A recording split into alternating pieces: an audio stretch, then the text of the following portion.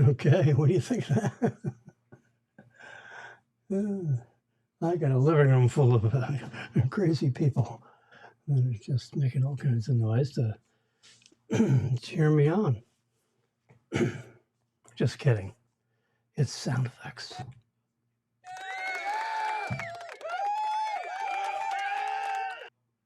Okay. Just making sure you're all awake. Okay.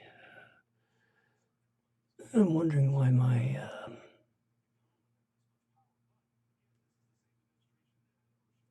no. Let's see. What's this going on here? Yeah, I don't have for some reason or other. This is working.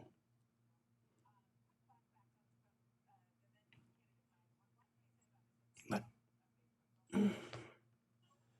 this.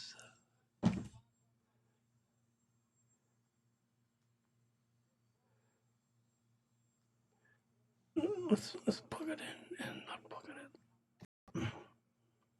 Unplug it. Unplug it. Okay, sorry. We're having problems. Okay. That I can see. So we're gonna just do that again. There's me preparing to import. Okay, so we'll just talk about other things. Well, that's preparing. All right, so this got all kinds of where they keep on racking up the news on Trump. Trump this and Trump that. He's up there in New Jersey playing golf. Saying, "What the hell are you guys doing?" You know what? They're saying, "Oh, this was mixed with that," and all. So the General Sir, the GSA, packed up the White House. You know, when you and I move, we get there with the boxes and we wrap our stuff and, you know, in preparation for a move. You go to Home Depot or wherever you go and you get 60 freaking book boxes. You got to tape the bottoms and then they got to fill them. Well, guess what? When you're the president of the United States, you don't have to go to Home Depot or wherever you know, and you don't have to tape the bottom of the boxes. You don't have to do anything because you know you could be in Chicago giving a speech. In Mar-a-Lago, the senior person there that watches stuff that's going on, and remember, they got Secret Service people all over the joint. But so someone calls Trump up on his cell phone and says, "Oh, by the way, we're packing up the White House today." Yes, sir. Have at it. So guess what? They got a team of people in the White House from the GSA, and they pack it all up. I mean, they put 7 or 8 people in there, and sometime between 9 and noon, it's all done. Then they carry out the boxes. They put them in a secure truck. They lock it, seal it, and all kinds of double seal, double secret probation. And then they drive it down to Mar-a-Lago, which takes a day. It's an all-day drive. So you got 2 or 3 guys that are Secret Service guys. They're sworn officers. They carry sidearms, weapons, guns, Glock, 9mm probably. And they drive on down to Palm Beach, to Mar-a-Lago. They drive in the main gate. The Secret Service people say, "Put the boxes down there in the basement." So, there are 18, 20 boxes in the basement. They lock the door, And it has all kinds of stuff that was in the White House offices. You know, this office, that office, all the desk drawers, everything.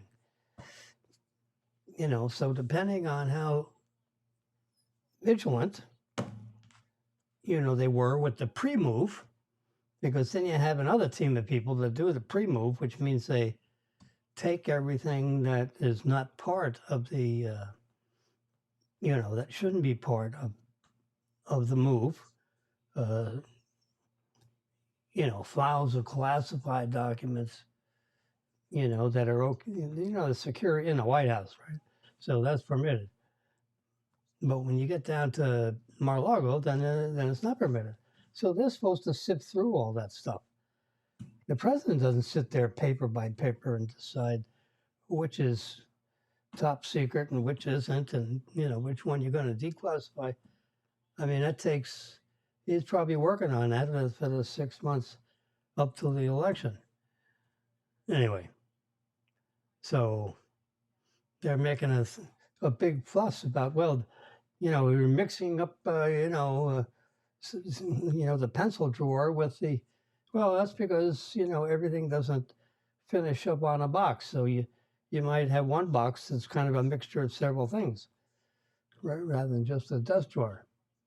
You know, these guys don't think. You know, they don't know how to. I don't know. So that's, you know, right now they don't know what to talk about because the people that are supposed to be, um, you know, they're trying to, you know, they're waiting for this judge to come up with a ruling on, you know, whether they're gonna and how they're gonna deal with the what's going on. Are they gonna engage this? Uh,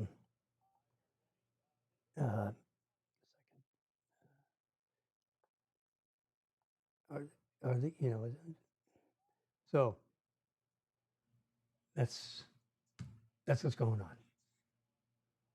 So they don't know what to talk about, and they're spending time talking about, you know, nothing. And let's put that up right there. Trying to get the audio set. I got it on line in because I'm coming right off. So we got this little road thing. Let's see if I can hold this up to the.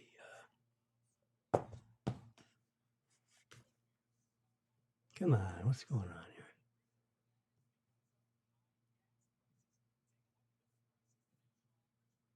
So what's, you know, come on. What's going on here?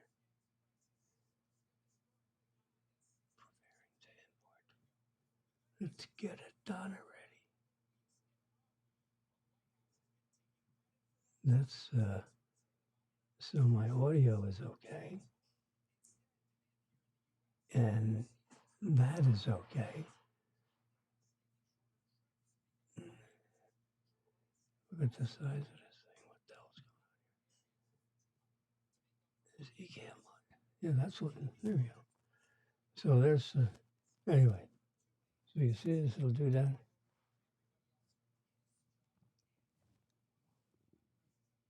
This is the road. Wireless Go Roman numeral 2. It's got two little lights on top that are lit.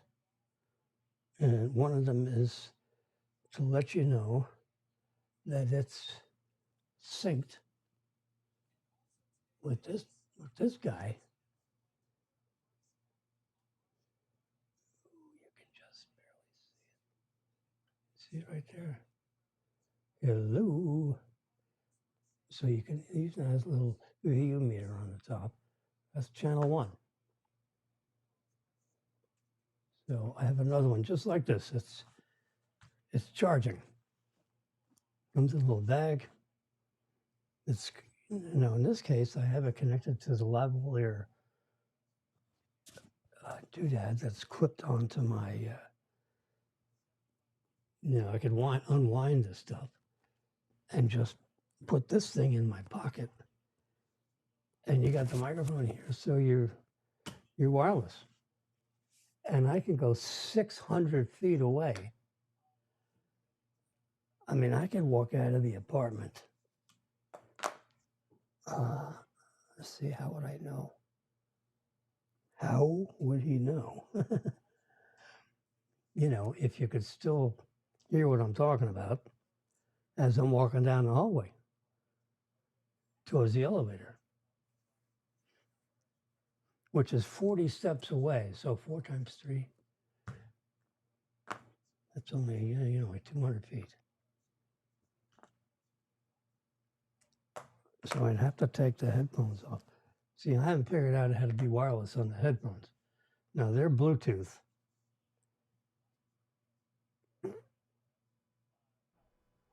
They're Bluetooth. Huh? Interesting. Processing. Yeah, so I got full sparkle. I can do it a little less punch. There we go. We're processing. So I could walk out and walk down the hallway. I'm turning off the main mic right here. So it's not even, this puppy's not even on. I got the slider down to 0.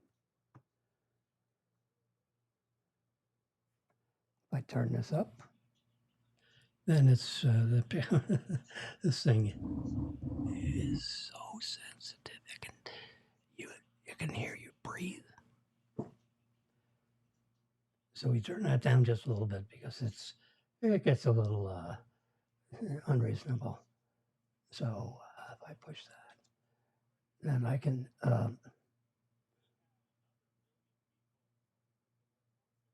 let's turn that down to 30. How's that going? Yeah. So you can't see this, but it's just out of view of the camera. It's nothing special.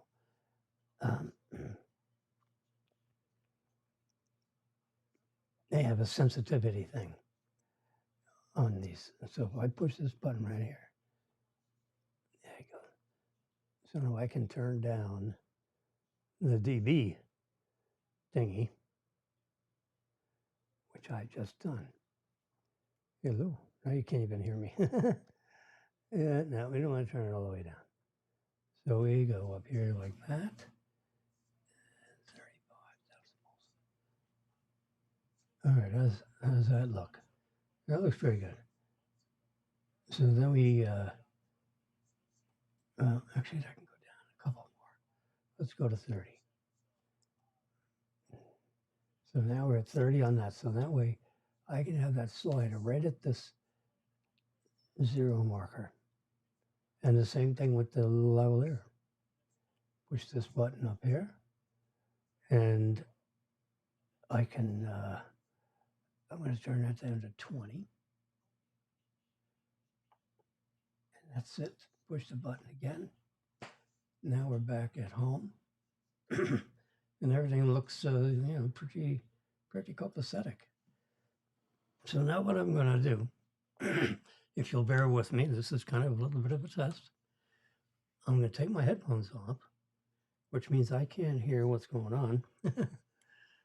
I can't hear what's going online over to, this broadcast.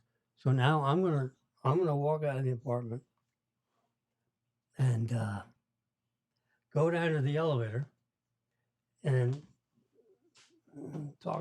keep talking somehow. I have no problem talking. That's the one thing about Jimmy. So I'm gonna take my keys and I'm gonna start. People are gonna think I'm nuts. That's okay. Hey, how you doing? Okay.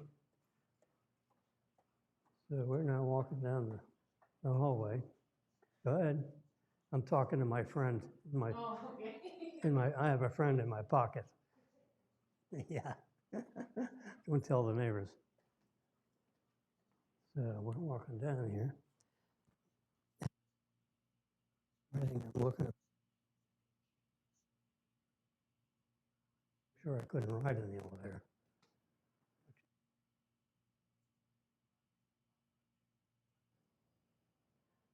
Now I'll walk back. And, it's, uh, 60 steps, I think. That's 180 feet. But you're going through I'm in a corridor, it's going through the walls, in the corridor. So I should have rode down in the elevator. That would have been fun. See if we got cut off with all the steel going down 8 floors, 8 floors up.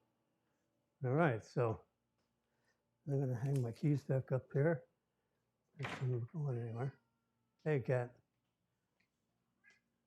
So now I'm back here. Everything probably hasn't changed much.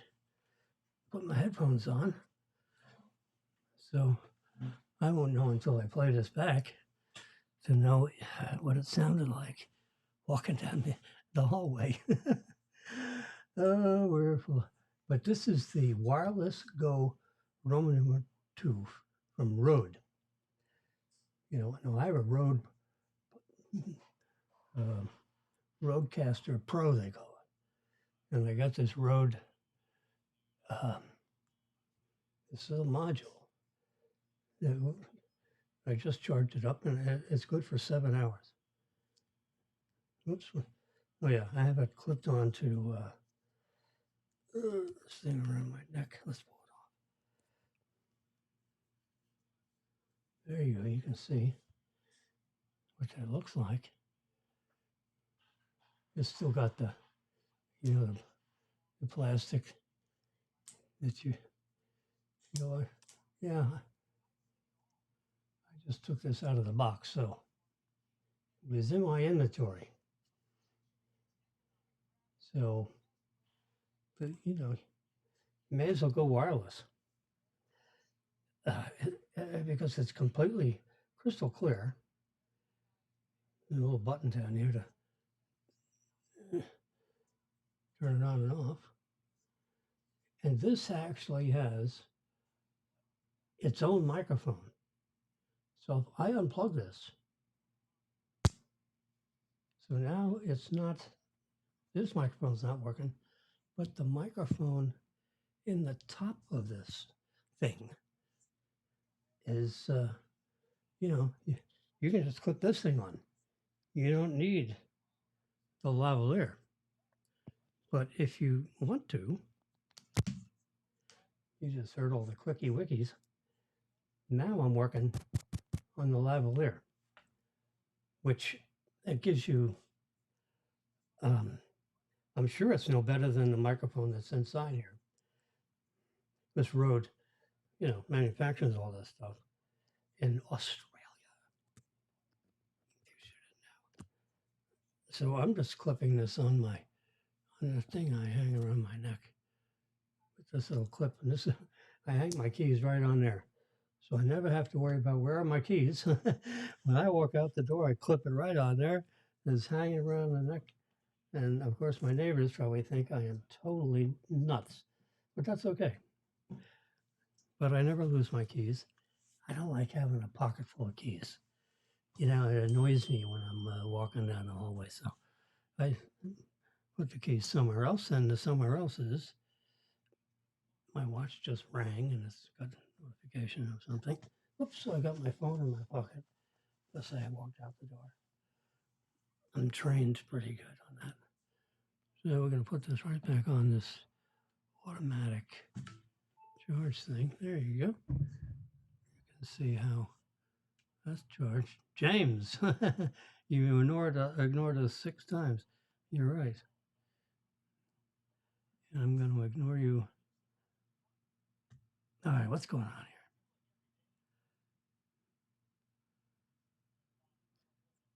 here? AT&T is giving me a little heat electronically, saying you don't have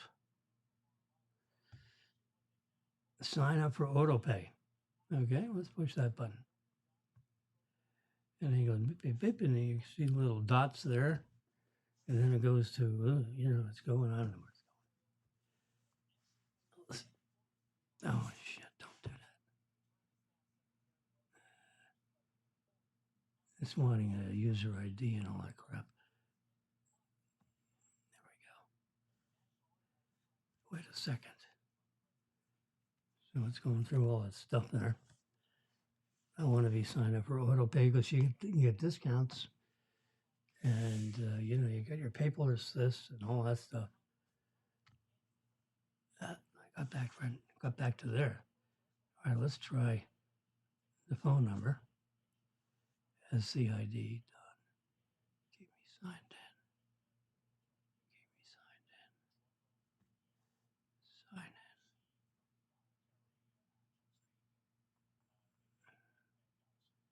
This is so crazy. Come on, get out of here. All right, let's see if I can do this.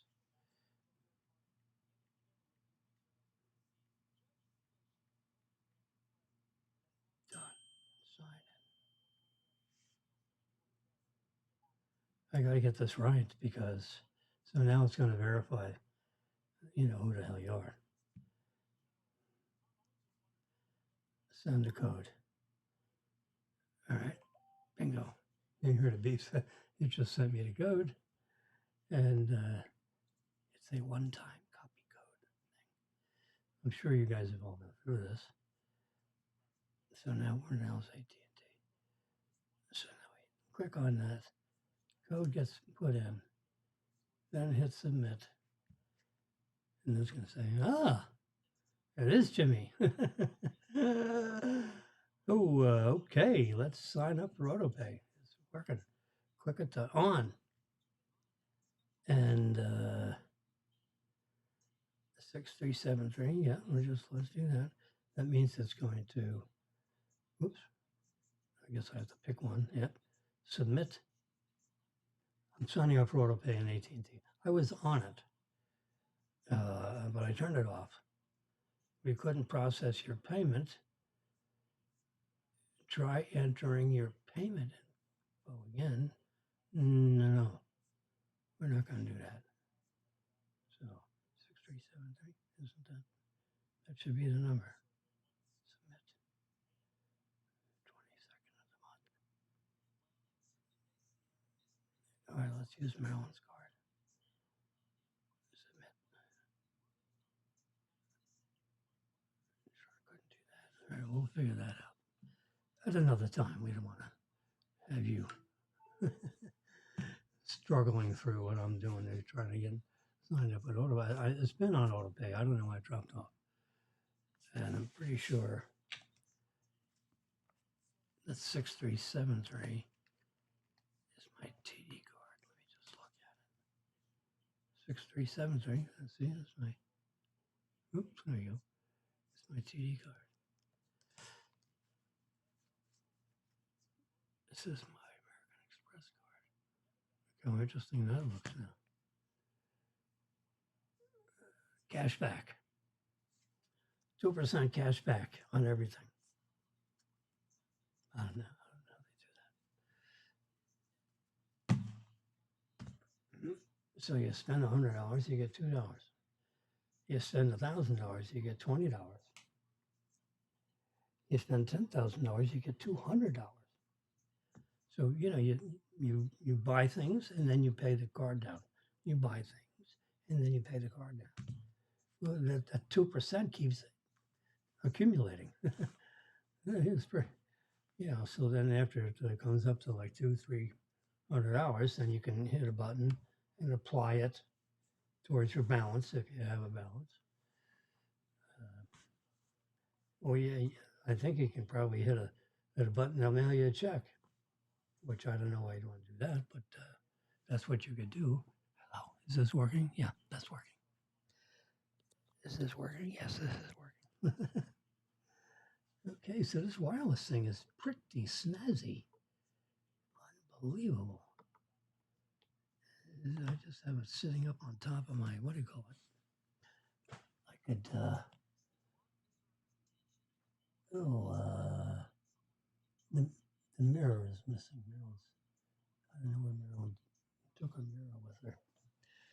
Anyway, I was going to flash back from the camera and go back towards this thing is kind of mounted.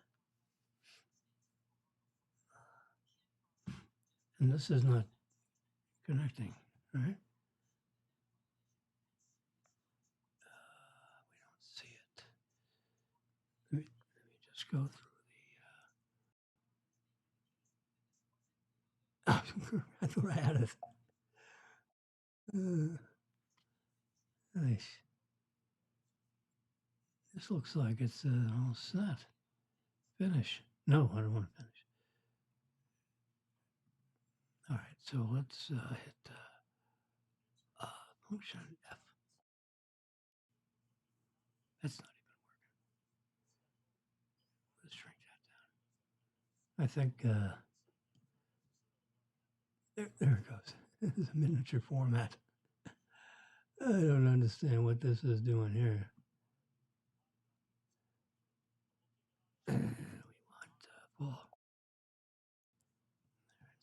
Let's just do this. There we go. Bingo. You see that? Now we got the Jimmy stuff over here, and then we got my iPad stuff over here, which makes it so I can look through. I do screen captures all the time, and we sent a package up to Wisconsin. Maryland is an Oneida Indian. I'm not. Ooh, powwow. We've been to powwow, so that's kind of fun. Anyway, so when I first started dating Marilyn, I had no clue what. The first question that comes up, right, when you're just sitting around talking and you're trying to see if you're in love with each other or not. And Marilyn, I'm a busy guy in the bank. I wasn't, I had problems at home and went through a divorce, and the last thing I wanted was a girlfriend. At 35 years old, wherever the hell I was. So I'm dealing with. I'm not trying to be a big shot, but I was dealing with 180, $200 million portfolio of stuff that I'm working on. That ultimately, I don't take a deal unless it's, it's going to get approved. Period. I don't. I'm the kind of a lender that underwrites the deal myself. Now we got all these underwriters, like Marilyn turns it over to underwriter. I said, well, is it a deal that you're going to do or not? She looks at me. I said, well, you got to, I had a boss that said, just send them into underwriting. They'll let them figure it out. No, the lender is the first line of defense to make sure only good loans are loans that get worked on. I mean, there's a lot of people that get involved with, just one loan going through the pipeline of, all the processes. The bank goes, oh, just all kinds of stuff, and then, then they verify everything on your credit report. And they go, it's just like, which I don't do that. But I look at everything and determine, is this a doable deal, assuming everything's okay, Now the underwriters, they verify stuff and make sure that the potential borrower hasn't made claims about their liquidity, their net worth, or whatever, that aren't valid. You know, so that's what part of the underwriting process is, to make sure, everything is verified. You know, and so you go through that, and so it takes 6 weeks to get a loan done, and the loan done means you're ready to sit down with the lawyers and you bring the potential borrower in and say, okay, we're ready to close. So, you go through, you send out the closing package to the borrower. So he and his attorneys have time to look at the deals I'm working on. I didn't touch anything unless it was over $1 million. So, and I got to the point where I didn't touch anything less than 10 million. In different stages of my banking life. My average deal, in the last 5 years of me being a banker was probably 25, 30 million. So, if a borrower came in and asked me for, a $500,000 line of credit, I send it off to another department. I don't do it. I was, I was basically a construction lender, which means I'd finance buildings that don't exist yet. So the borrower goes out and ties up a piece of property, which means he's put a deposit down on a contract. That's what ties up means. It means he has control over it. Now he's got to pay up the rest of the money, which part of my bank proceeds would finance, that big corner on the Federal Highway, on whatever street. So it's like Main and Main, and apartment buildings, shopping centers, office buildings. That's what we did. So I did that for. I started doing little loans, and then they get bigger and bigger and bigger. Because as you get more experienced, the bank then keeps increasing. If you do okay, meaning that the loans don't go sour, and then you're in a collection mode instead of in the new loan mode. So if you do a real good job, these loans don't get foreclosed. They live through the good times and the bad times. The weak deals, meaning deals that don't have a lot of equity in there, where the bank, extended itself, making 90% loans or 95% loans. I'm talking about on an office building, not a home loan. So you got a $25, $30 million office building. I want to see, let's say 30 million is a number. I want to see 20% of that total cost to build that office. I want 20%, 6 million in cash coming out of the borrower's checkbook to close on that property. And then we'll fund the other 80%. But I want to see 6 million from the borrower, and then fine, I'll put in 24 million and we acquire the property. In the meantime, he's had the property tied up. That's the expression that we use, because that's under his control. Because we don't want to be working on this deal and he doesn't have the property under control. That's one of the first, I usually go out to lunch with a potential borrower and I say, well, bring your stuff, let's go to lunch and let's make a deal. And by the time we're done with lunch, you'll know that we have a deal or not, because I know what the bank, we're the ones that make the rules on how these deals are done.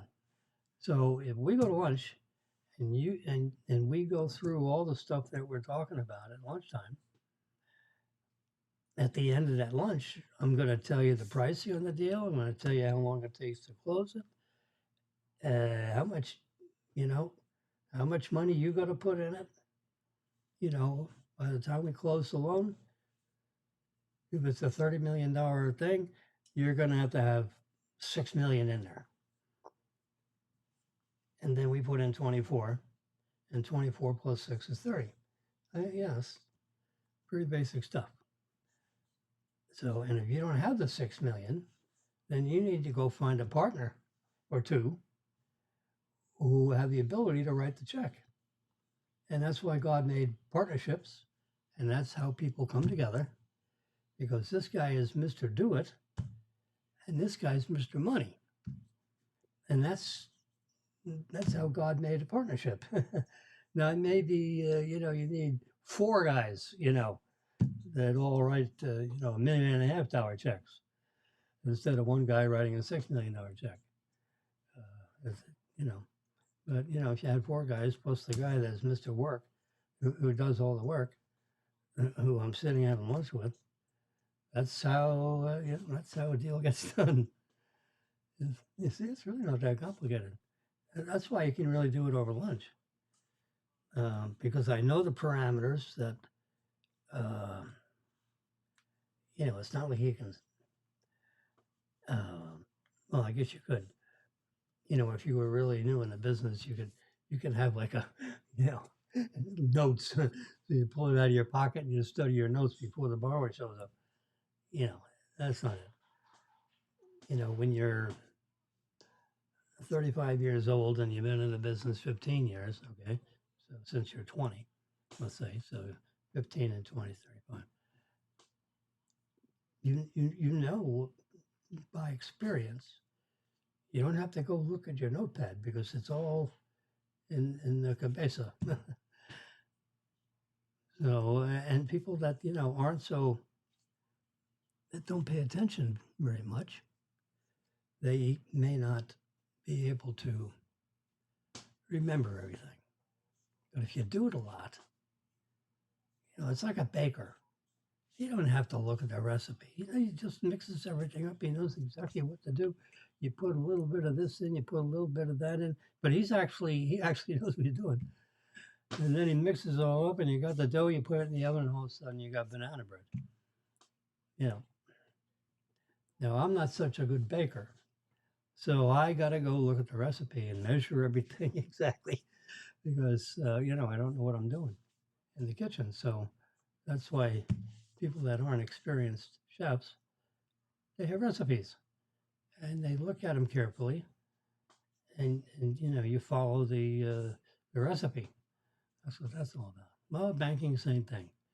You've got a recipe for each type of loan, and if you're, I've been told that as a real good banker, according to other people that tell me that, I know, this when you do enough stuff, and when things get a little tough in the economy, the strong deals don't collapse.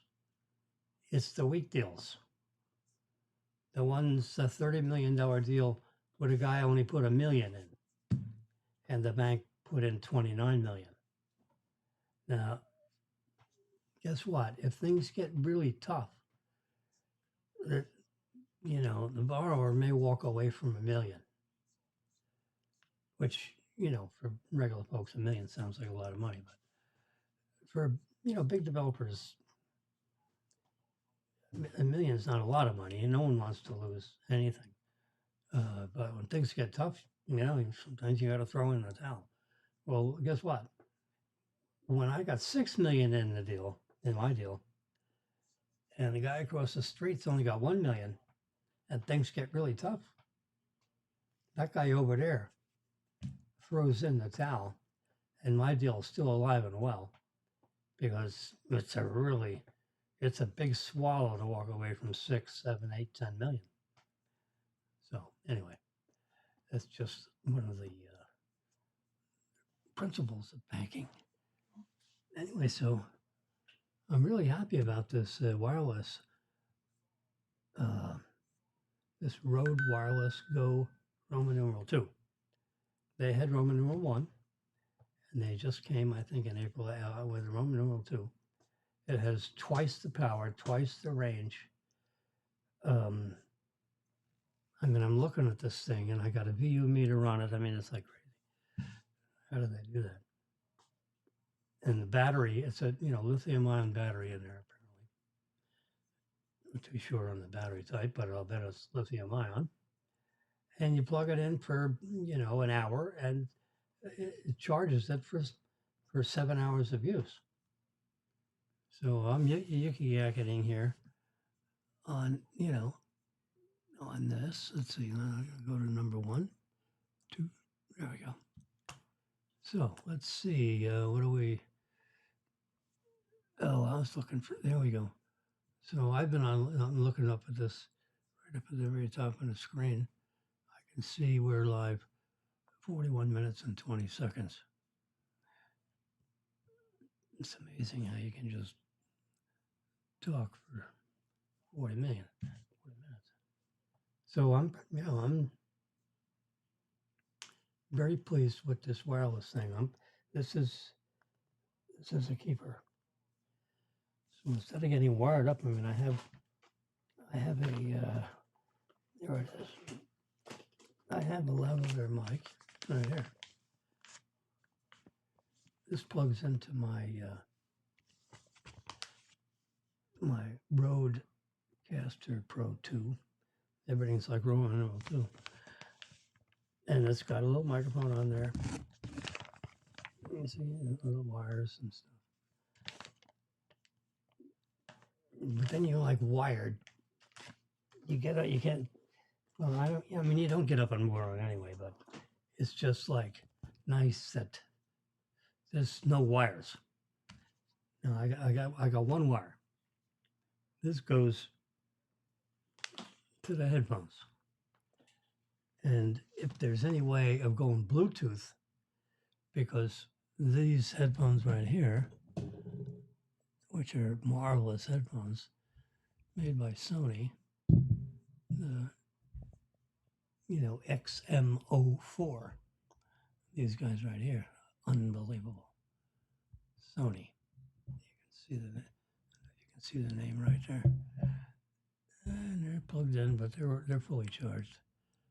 Yeah, little red lights off. So that's now these are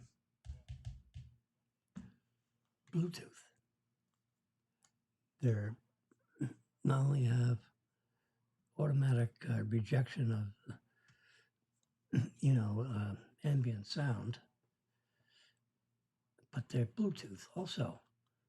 So there's like a little Bluetooth transmitter on which I plugged into the cable box. So even though the TV is off, the cable box runs 24/7. You don't actually turn off the cable. This is what you want to have that connection. So these things, you can pair them with the little transmitter that I put connected to the cable box in the bedroom. So, and I can walk all over the apartment and have these things on. And I'm Fox News, no matter where I go. And that goes for, 100 feet or so, and then conks out. So if I walk down the hallway, the headphones go dark at about 50 steps, maybe 150 feet down the hallway.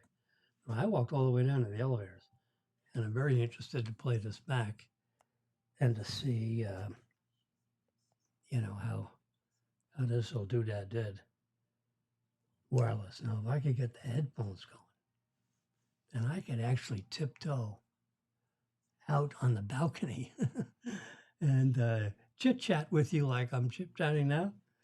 But I'd have my headphones on, I'd have my little wireless thing on, and I could be sitting out on the balcony, yakety-yak. But I can't figure out how to...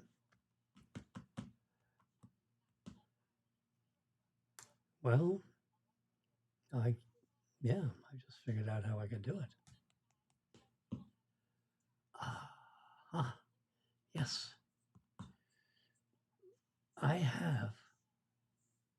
have to figure out where it is.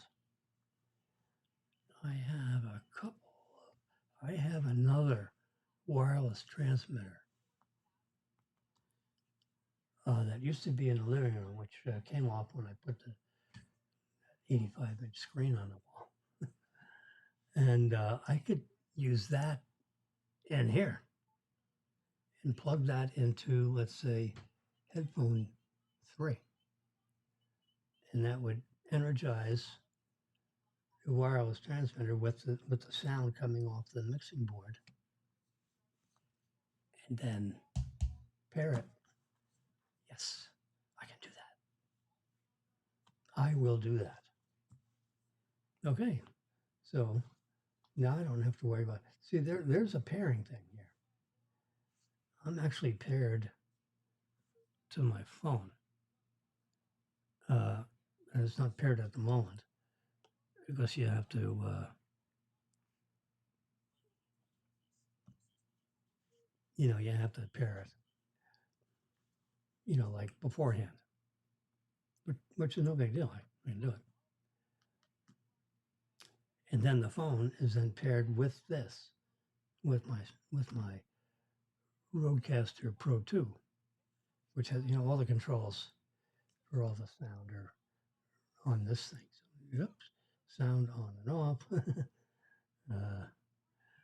And yeah, okay, all right, Sean. Yeah. All right, okay. So I will pair my headphones as soon as we go off the air. And we're live now, 47 minutes. So we'll wrap it up with an hour. And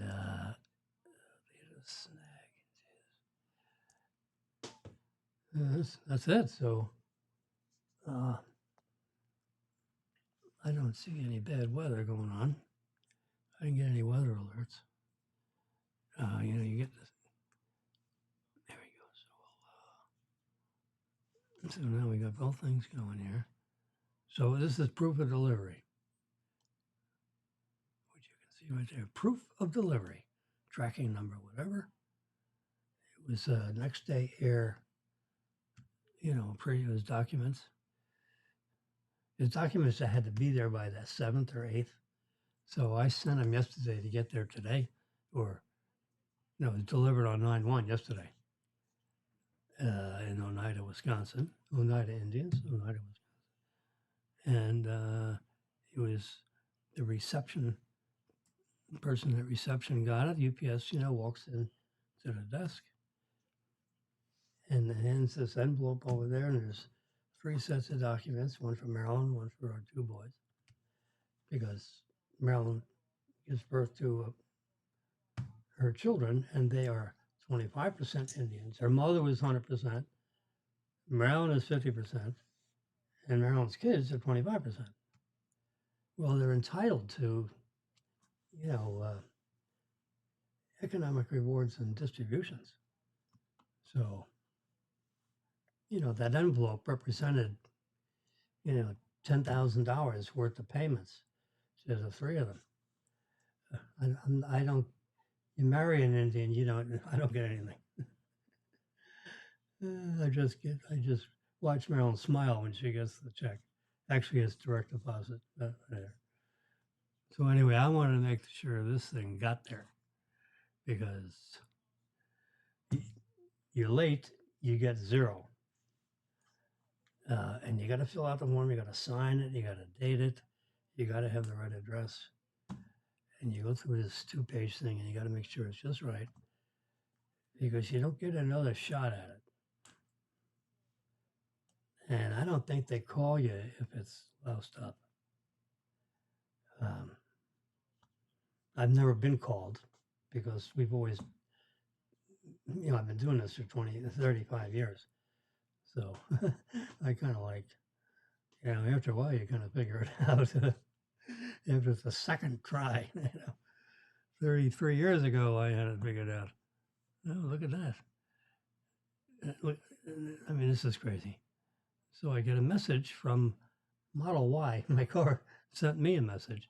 Whoops. There it is. And it says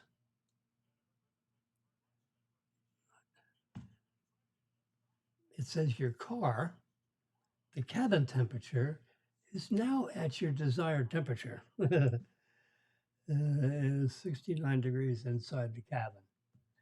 So Marilyn isn't done yet. She's still working. But at 5 o'clock, they're shutting stuff down now. I mean, unless there's somebody in there doing something in particular. But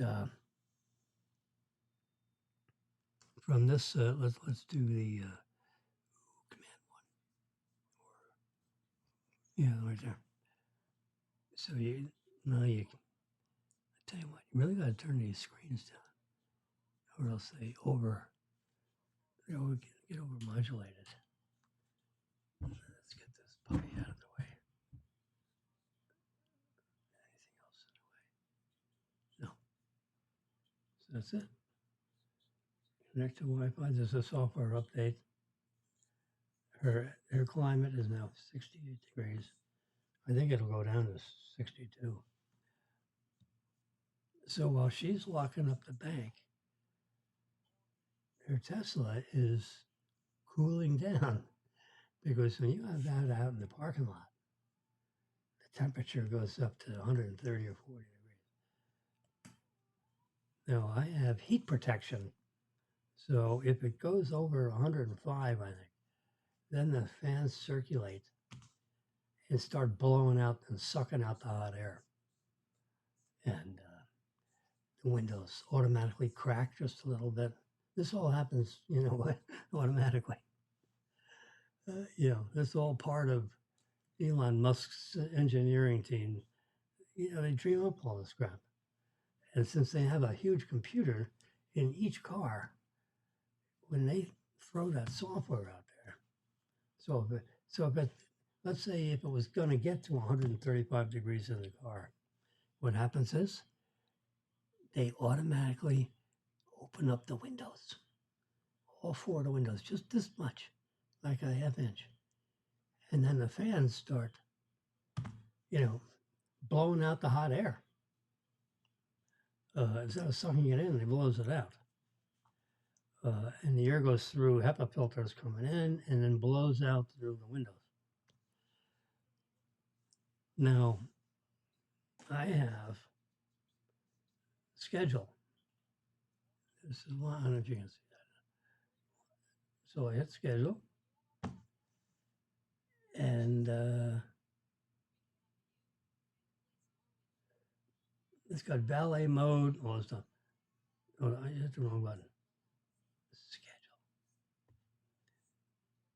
Set climate and presets every weekday. And then I set the time at 5 o'clock.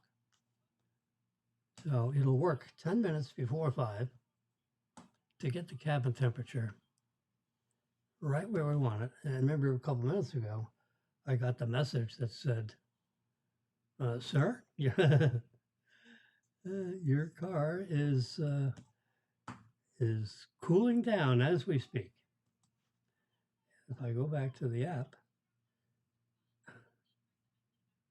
I can see it's still parked in the parking lot. Now I can go take a peek. There it is. It's in spot number 5. It's right there. I mean, you can tell exactly where that little sucker is.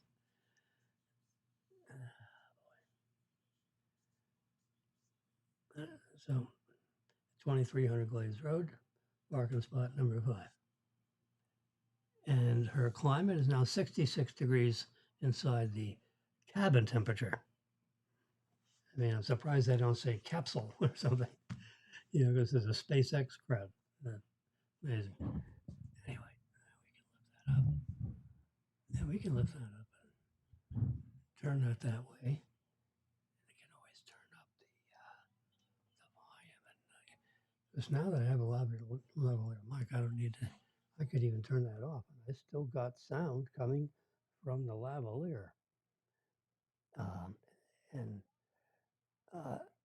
let's turn up the sparkle. Yes, and I don't know what depth does. Let's press depth. And we change depth. Yeah, it's a little deeper. We'll leave that up about halfway.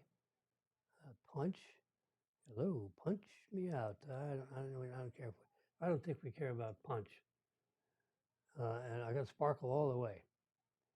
Okay, so that's it. I mean, the lavaliers, that's set pretty good. I can bump that up a couple more dBs. So it's coming into the yellow, just bumping into yellow when you're talking. Maybe a couple more. So and I can see the volume thing on there. I can see the volume thing on up here on the road doodad, and then I can turn this mic on. So this mic uh,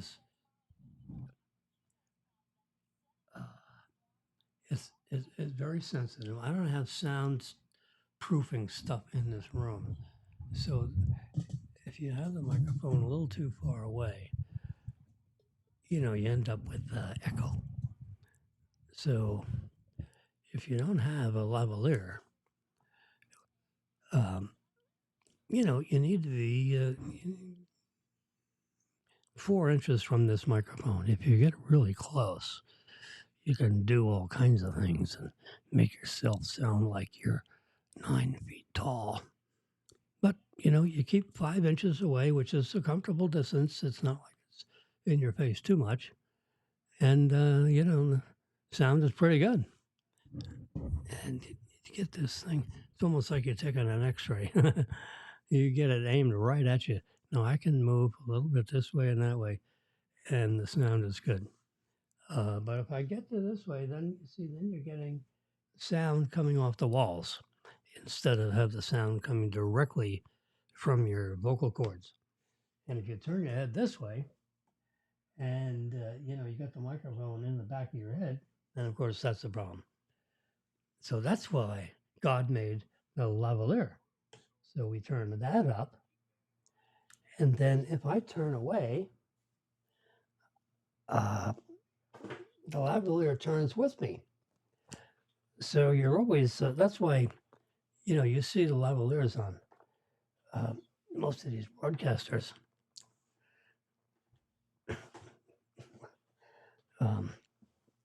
Because that way their voice is, properly connected, into the TV,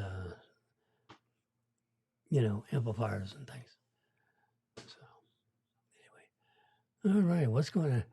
NASA set for Artemis launch tomorrow afternoon. So that rocket's been sitting there for a week, 10 days, and they haven't been able to pull the plug on that sucker. I had to be, everyone loves NASA, right? So how does SpaceX, you know the difference between SpaceX and NASA? NASA, is working with other people's money. Our money, tax dollars. SpaceX has shareholders, and they're accountable to the board of directors and the company. Management is accountable to the shareholders. So, and there's a profit incentive. And if they do a good job, the stock grows in value. They don't actually, I don't think SpaceX has dividends yet. They just take the earnings and reinvest it, into new, more exciting things. And they do unbelievable things. I mean, their products, the Tesla car is, I've driven all the expensive cars. I mean, not Lamborghinis and all that stuff. The, up to $150,000 car, over my lifetime when I was, fortunate enough to make a lot of money. I drove, I like driving a nice car. So, for a 10 or 15-year period of time, I drove, the best Mercedes cars and the best BMW cars, and was and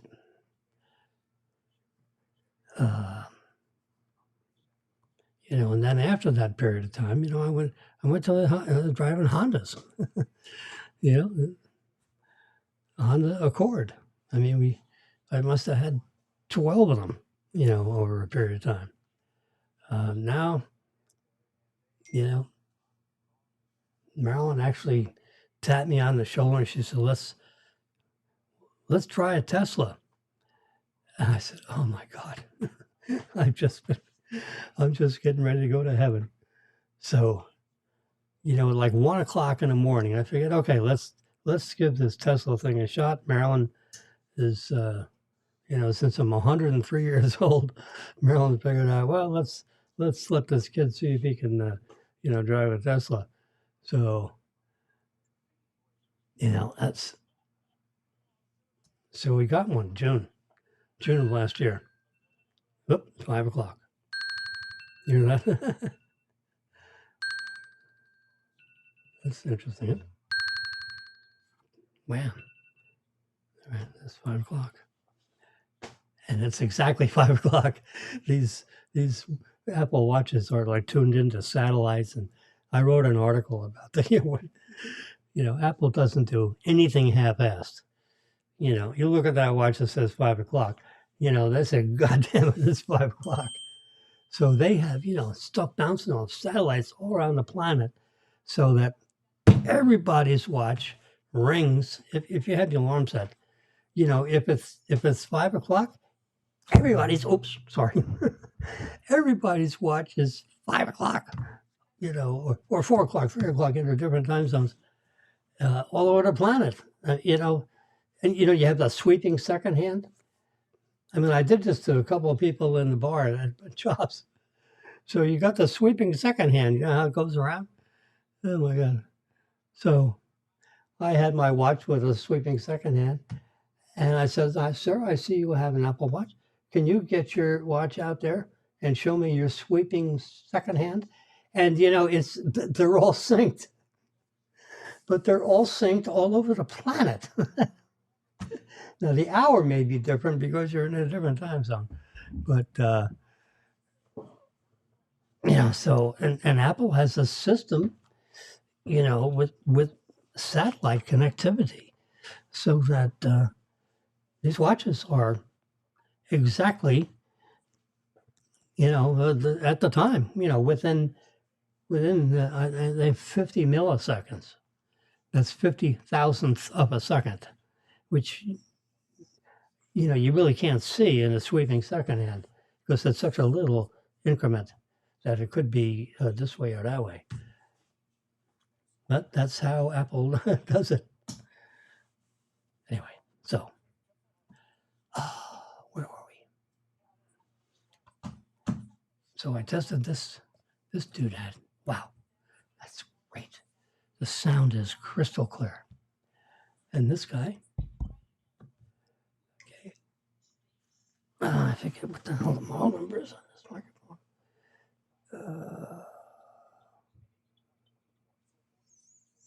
A little dark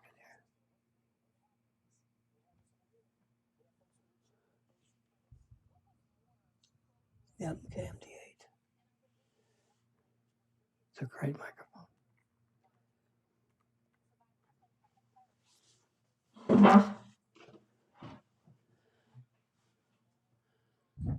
Oh.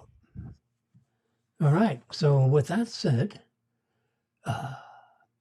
it's time to hang it up.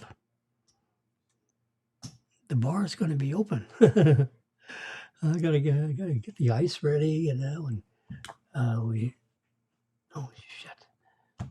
I disconnected the cylinder because Daniel was going to take me to the place to fill up the cylinder, and he says, "Oh, let's do it tomorrow." So now the cylinder is not attached to my thingy that I used to make bottled water, the seltzer water. So I have a soda machine, seltzer thingy. And, some guy in I forget what the unit I'm using right now, but it's not SodaStream. It's actually a slightly improved, invented by people in Norway, of all places. No, they ought to know about ice, right? Soda water. So we got these bottles, and we got the thing that has a lever on it, but you got to connect your CO2 cylinder to it, which I have tucked underneath the counter. And fortunately, they had a hole already drilled in this big top, stone top thing. So they drilled a number of holes, and this was like for the whole 40. We have a dispenser for soap. So I pulled the soap thing out of there. I said, Marilyn, you don't have a soap thing in the because I'm running my line, I run a CO2 cylinder line right up through that hole because I'm not drilling a hole in that thing. It'd probably break into 1,000 pieces. Anyway, so I got to reconnect the cylinder, or else we don't have soda tonight, soda water. Anyway, okay. So with that, you all this is a holiday weekend, so have a nice weekend. I don't know if I'll be on the air for again during the weekend. I might, but who the heck knows? So I'm going to wrap it up now. Have a great weekend.